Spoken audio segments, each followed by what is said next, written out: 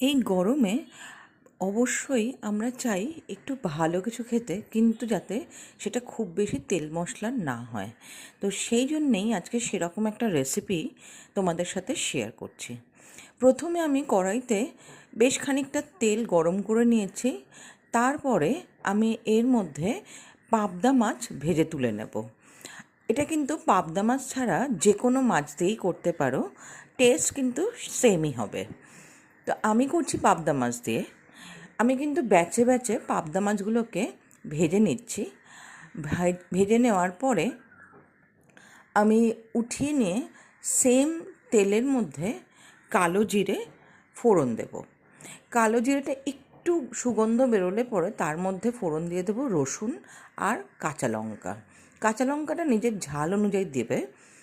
এটাকে দিয়ে এবারে খুব ভালো করে নাড়াচাড়া করব যতক্ষণ না রসুনের কাঁচা গন্ধটা চলে যাচ্ছে।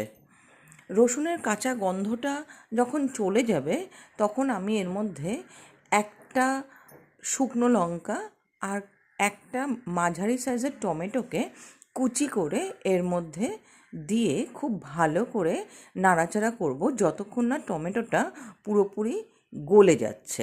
তার জন্য কিন্তু আমি একবার ঢাকা দিয়ে রেখেছিলাম মিনিট 2-3 জন্য। 2-3 ঢাকা দিলে পরে টমেটোটা অটোমেটিক্যালি গলে যাবে। যখন টমেটোটা গলে যাবে তখন কিন্তু আমি এর মধ্যে অ্যাড করে দেব আগে থেকে বেটে রাখা 2খানা বড় মাপের টমেটো।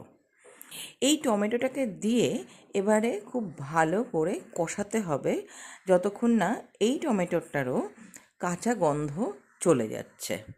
আর তারই মাঝখানে অ্যাড করে দেবো কিছু ড্রাই স্পাইসেস, যেমন স্বাদ মতো নুন, হলুদ আর কাশ্মীরি লাল লঙ্কার গুঁড়ো।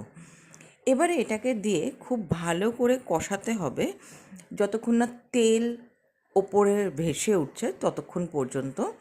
আর আমি কিন্তু মাঝে মধ্যে একটু ঢাকা দিয়ে দিয়ে কষিয়েছিলাম, তাতে কিন্তু অনেক তাড়াতাড়ি কষেও যাবে আর চারদিকে যে তেল ছিটকাচ্ছে সেটাও কিন্তু ছিটাবে না। যখন সম্পূর্ণটা কষে একেবারে তেল রিলিজ করা শুরু করে দিয়েছে তখন আমি এর মধ্যে অল্প একটু জল অ্যাড করব। জলটাকে দিয়েও কিন্তু আমি বেশ খানিকক্ষণ কষাতে থাকবো। কষিয়ে নেওয়ার পর আমি এর মধ্যে ফাইনালি যতটা গ্রেভি রাখবো সেই অনুপাতে জল অ্যাড করব। এবারে এটাকে ফুটতে দেব। তারপরে আমি এর মধ্যে আগে থেকে ভেজে রাখা মাছগুলোকে প্লেস করে দিয়ে